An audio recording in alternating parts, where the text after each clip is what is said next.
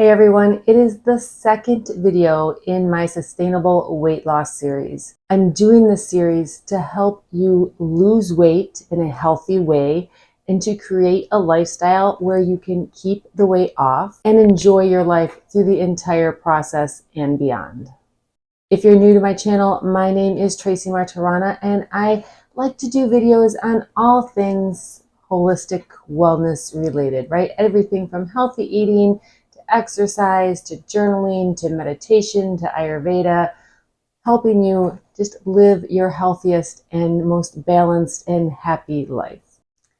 If you missed the first video in this series, I encourage you to please go back and watch it because there was homework at the end that I would like you to do before continuing on with this process.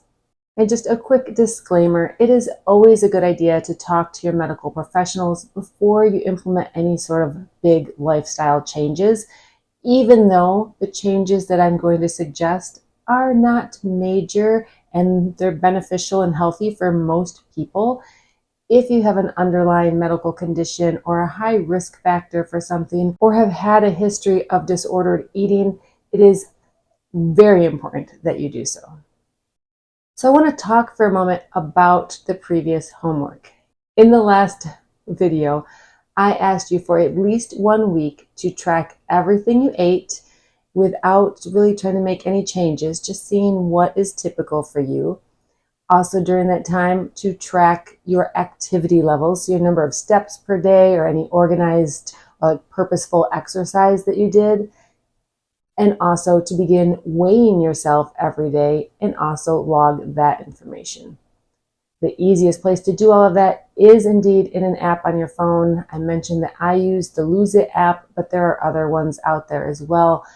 Find the app, download the app, and you should have done that homework for at least a week so that you have some data to look at. But the first thing I really want to talk about is how did it go doing that homework? Did you find that maybe it was difficult to track all of your calories? That maybe you had a hard time estimating quantities or serving sizes, or like you just feel like maybe you weren't that accurate in your estimations? A couple key things to note here is if you eat out often, that is harder to estimate because you don't really know what's going into the food. You don't know how much butter or oil or salt or any of those things are being used. So it's hard really to estimate the calorie content for a meal out. If you cook for yourself, but you cook very complicated meals, complicated casseroles, dishes with just a ton of different ingredients, you might also find it a little bit difficult to track that type of information. So you have a couple options. You can either, as you move forward, try to simplify your food, maybe eating out less and maybe simplifying your meals so they're more like, I want to say sort of like the meat and potatoes, but instead of meat and potatoes, like think protein and vegetable and then something else. Like trying to simplify, come up with a meal formula to use. Or maybe you need to think about estimating a little more generically, I guess would be the word, which can also sometimes be less accurate, but it's better than nothing. So sometimes if you're eating at one restaurant or even eating at home and it's something like a chicken pot pie, you can usually find a version of a chicken pot pie somewhere, some restaurant, some brand from the store. Usually your app will have choices. So just try to find something that is similar and you'll get used to it. The more you use it and the more you use it, the more you'll get a feel for what seems like an appropriate number of calories for what you ate. If in doubt, I always say round up just a little bit. It's better to err on the side of assuming it was too many calories than assuming it was less. Another issue that might arise when you are logging your information will be around specifically calories and quantities and serving size. And not that you can't estimate it, but sometimes we choose to underestimate it or even just not log something at all. Like, ooh, this is bad. I know I shouldn't have eaten it, so I'm not going to put it in the log. Don't do that. Do not lie to yourself. You must be honest here because going forward, you can lie on the app all you want, but your body knows. So if you were putting in your app that you're eating at like this calorie deficit and you're still like not losing weight, it's most likely because you're not tracking accurately and you're not really in a calorie deficit. So you have to track accurately so that you have good data to assess what's working for you. Maybe you even were able to pinpoint a trouble spot. Like maybe you noticed as you were tracking that you eat healthy all day long, and then when you sit down to watch TV at night, all of a sudden you get the munchies and all the food comes out. Or maybe you found a trouble spot as in like a happy hour that happens every week, that on that day you tend to drink more calories, and that is going to be a little bit of a problem that you're going to have to work through. Identifying those now so that you can start to troubleshoot and brainstorm how are you going to sort of maneuver that once you're in a calorie deficit, which we're not going to do for a while yet, but once you're there, you're going to have to address that. So it's good to start thinking about it now. Maybe it was exercise. Maybe you realized how much you overestimate your exercise level. So this hopefully was a good reality check. What is really typical for you? And no matter what, don't be ashamed. A lot of people are. Once they start logging this information, whether it's the food that they're eating, the lack of exercise that they're getting, or what their weight actually is, it can be kind of traumatizing sometimes. And it makes us feel sad and ashamed, but don't. You now have the data, so you know where you stand. You know what is reality for you right now. And like Maya Angelou says, once you know better, you can do better. Let's talk calories for a minute. Now, I know a lot of people are going to say, Tracy, holistic wellness is not all about the calories. And I agree, it is not. However, weight loss is. There are no magic foods. There are no magic like eating schedules that can correct for too many calories. Oftentimes, the diets that we've done in the past where we have only eaten certain things, or like doing intermittent fasting, things like that, it's not the timing and it's not the food that's the magic. Those were just tools that helped us eat less calories for a certain amount of time. That allowed us to lose some weight. But unfortunately, once you go back to eating like normally, the weight's going to come back on. So what we're doing now is trying to set ourselves up for long-term, like our long-term eating health, like what we eat, how we eat from now to the end of time. So we're not just looking at a diet and our calorie deficit time.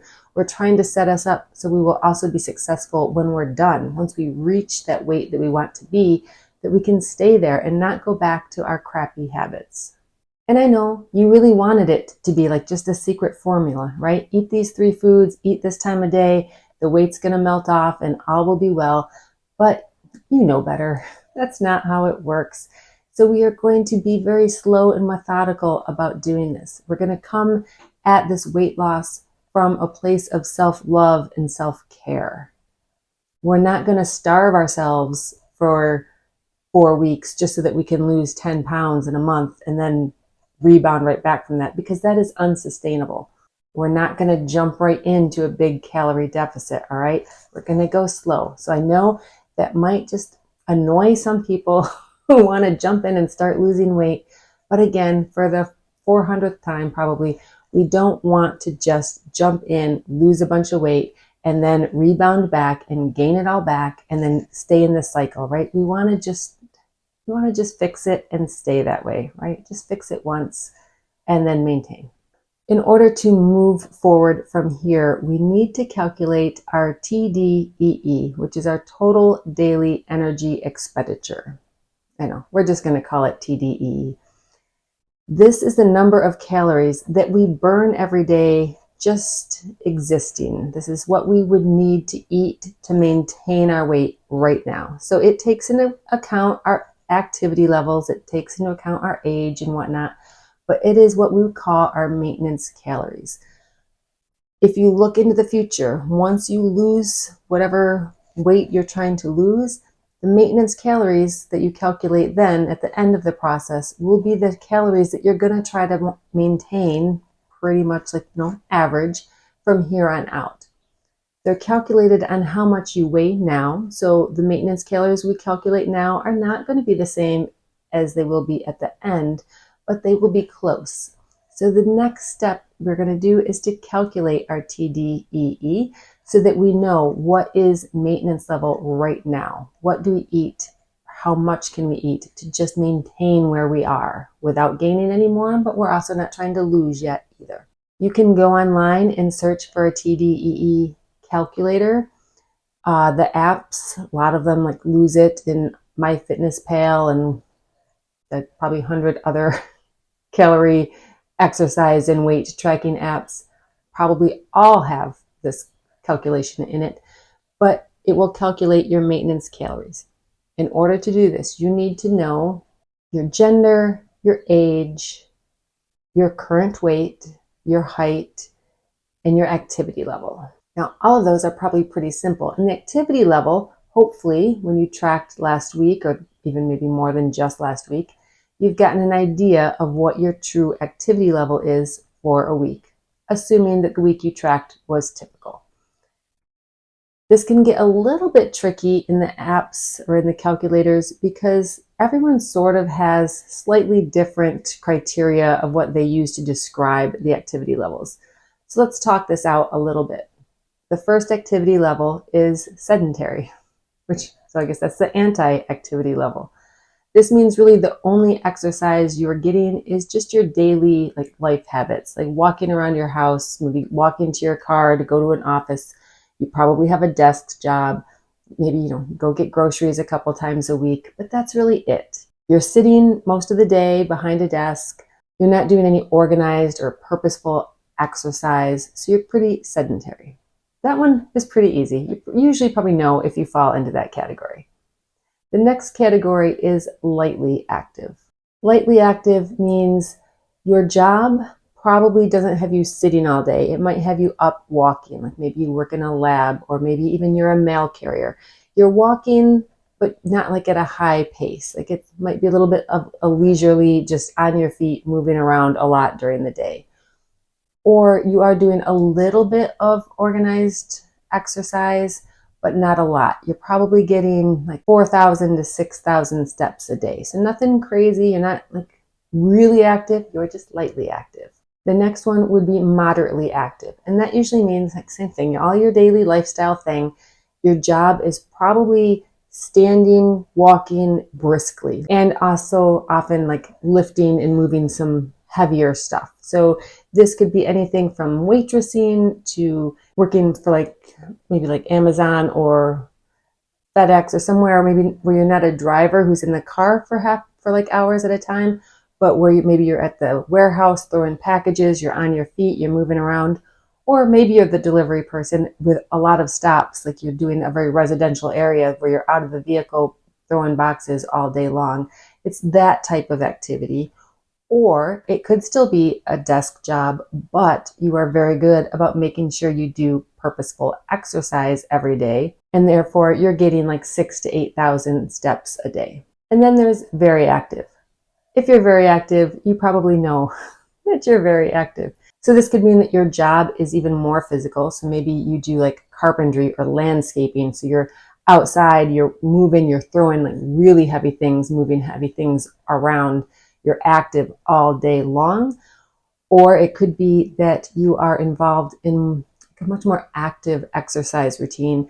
It could be like really lifting weights, but it's usually more like something like swimming or playing sports that you do almost every day. So like 5 to 6 days a week, you are like spending an hour moving and grooving heavily, right? So in order to calculate your TDEE, you need to know which of those you fall into. If you're not sure, if you're like, am I lightly active or moderately active? That's usually where people are unsure. Go ahead and just pick moderately active, because what's going to happen here, we're going to find our maintenance calorie level, and we're going to try to eat at that level for several weeks. We're going to just try to get a feel for that, use that to teach us some lessons on how to properly feed our body. I would rather you start out with a few too many calories than not enough. So round up here, if you're in between, pick the activity level that's a little bit more. It'll give you a few more calories in your maintenance level, and we'll go from there. One thing to note is, of course, it can't be that easy. All the calculators are different. So what I usually recommend is the one on the Lose It app. I think is pretty like middle of the road. The Mayo Clinic has one on their website. It is also pretty good, middle of the road. But some will come out a little bit on the lower side. Some, like I think the American Cancer Society's calculator, to me, comes out quite high. I would say either use Lose It or the Mayo Clinic, or do like 2 or 3 and then like average them to get a number, because even in like the app Lose It, it'll calculate it for you, but you can override and put your own number in. So if you come up with like an average of 3 or 4 other calculators and it's a little bit different than what's in the app you're using, just override the numbers that the app wants and use the number that you think is most correct. We're going to adjust, and it's all about averages. So if it's off by 100 calories, it's not the end of the world. We're not like stuck with this number for the rest of our lives. So you don't have to be too crazy nitpicky about it, but you don't want to be off by like 500 calories either. Which then brings us to our homework, which will be to continue tracking. Definitely keep tracking the food and definitely keep tracking the weight. Exercise, I like to track, but it's not quite as important. I mean, it's important that you're doing exercise. It's not quite as important if you're tracking it, but I would still recommend it, just because as you move along, if things aren't going, if you're not losing weight like you want to later on down the road, you can then look at your exercise and say like, oh, have you like fallen off and you're exercising less? It's always good to have the data. So track your weight, track your food, track your exercise. And then for the next several weeks, I'm going to ask you to try to eat at maintenance level. So trying to look at that app to plan out your meals, plan things out to try to stay at or around your maintenance calorie level. Now, you might be asking, why? Why can't we just jump into a deficit? Well, number one, if you've already been overeating a little bit, like if your calories have been high and if you've been gaining weight, then no matter what you think you've been eating too many calories, because that's what causes weight gain. If you have been eating a little bit much, then this will feel like a little bit of a calorie deficit, because you are going to be trying to bring yourself back down to your maintenance level. We don't want to all of a sudden jump into eating like nothing. Like we don't want to jump way down to here. We want to just come down a little bit, baby steps, learn to feed ourselves at this level, using this as an opportunity to play around with eating a little healthier or changing a couple habits and just seeing how it works. This gives us some time for like all the food noise to come up, right? Or any issues to come up, like personal issues, our relationship with food, right? Because for the most part, most of us, if we are having a weight problem, it is because we have some issue with our relationship to food. It could just be not paying attention. It could just be some bad habits, like eating, snacks at night or eating them straight out of the bag so we don't even know how much we're eating, that type of thing. But all of that stuff will begin to come up when you're just trying to eat at the maintenance level. And I go into a little bit more depth on this in my blog post. So if you want to visit my website and read a little bit about this step, I will link that blog post down in the description box so you can go check it out. Now, lastly, before I leave you, I don't want to just say, eat less calories, good luck. Right, let's talk about a few tips and tricks to help you eat less calories, but still to feel full and satisfied. Number one is going to be, at this stage, I want you to clean up your diet a little bit, try to do a little bit better, like eating healthy meals. But it is very important that you still continue to have the treats that you like. Maybe not as often, maybe not as much. But if you are like someone who loves and craves ice cream, maybe right now you're eating a huge bowl of ice cream every day. Maybe find a way to shrink it down and allow yourself to have a small thing of ice cream and budget that into your calories so that you can still have like the sweet treats that you like. Or if it's like a salty bite, like maybe you love potato chips, there is a way to have potato chips with like your lunch every day. It might just be a smaller amount than what you're used to. But make sure you have your favorite foods included in this. If you are not a fan of salad, then do not try to eat salad every day, okay? We want to make sure that we are learning to eat in a way that is healthy and sustainable. In order to be sustainable, it means we have to like the food. We have to want to eat it. So a few tips other than just that. For one, stay hydrated. Our bodies oftentimes think we're hungry when really we're just thirsty. So make it a point of drinking lots of water throughout the day. Limit eating out. I mentioned it earlier, but whether it's fast food or a really nice restaurant, it doesn't really matter. You can almost guarantee the food out at a restaurant is going to be higher in calories than food prepped at home. Skip any empty calories in drinks. So if you are a soda person, maybe try to cut back on soda. If you drink 3 or 4 cups of coffee and you put cream and sugar in all of them, maybe try to either limit the amount, like cut back on the cream and sugar, or limit the number of cups of coffee. So maybe it's only 1 cup of coffee that has cream and sugar, and let the other ones either don't drink them at all or drink them black or do something completely different. Maybe like cut back on the alcohol that you're drinking. Again, you don't have to give it up. You can budget in calories for a beer here or a couple glasses of wine on like Friday nights. But again, try to limit it so that it's something doable, right? You get to enjoy it, but not overindulge. Reality check your serving sizes. That means that you might even want to invest in a scale so that you can weigh a few things.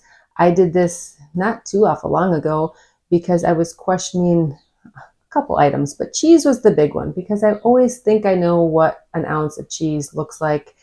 And then I can convince myself that an ounce of cheese is much more cheese than an ounce of cheese.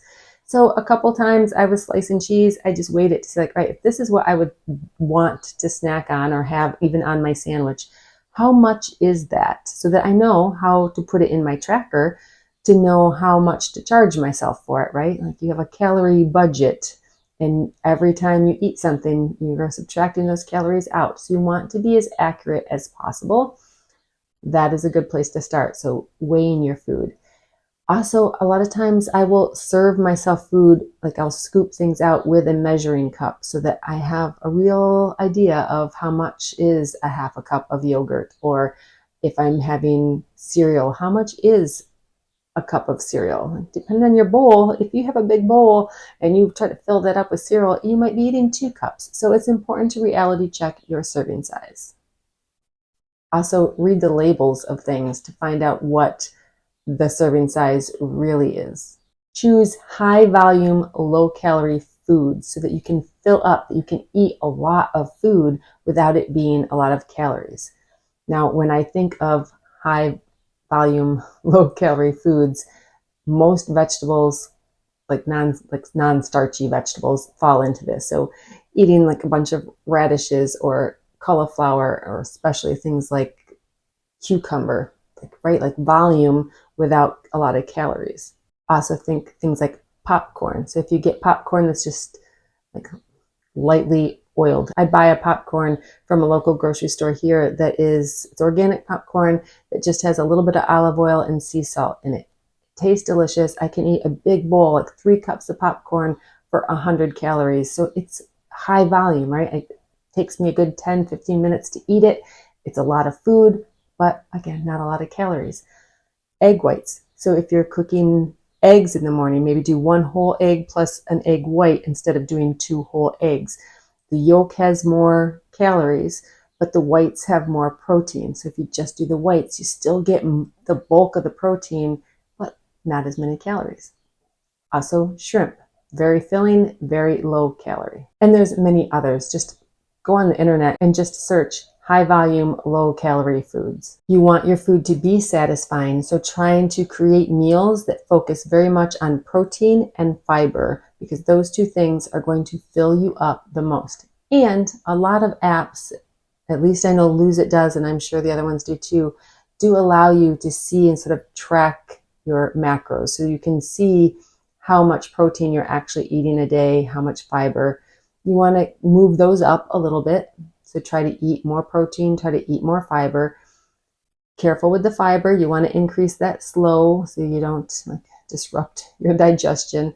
But base your meals around protein and fiber. That'll help you feel full. If, like me, I often feel like I need a little sweet treat at the end of a meal to feel full. Like it doesn't have to be big.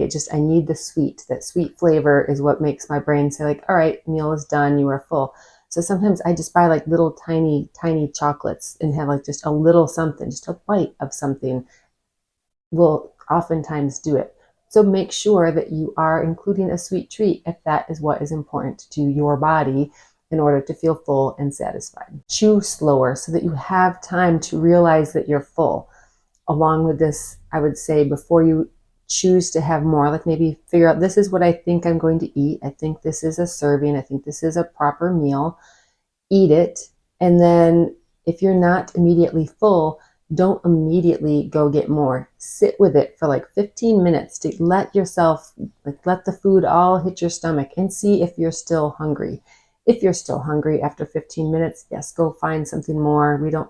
This isn't meant to be an exercise in deprivation, right?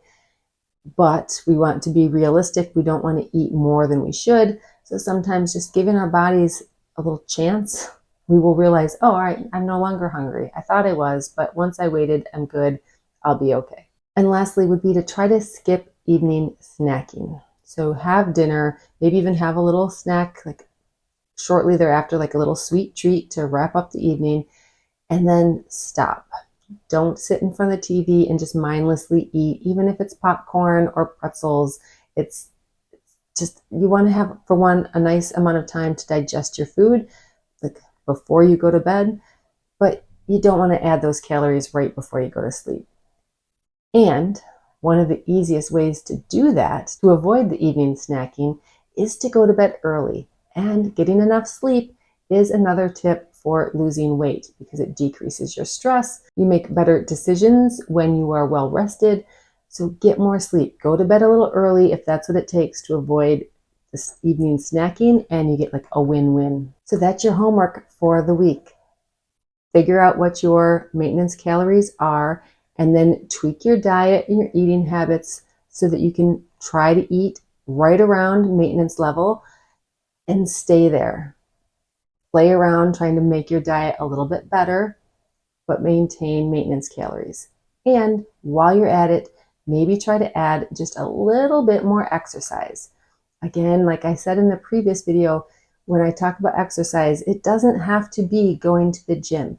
You can just walk. Walking is a great place to start, especially if you're floating between sedentary and maybe lightly active.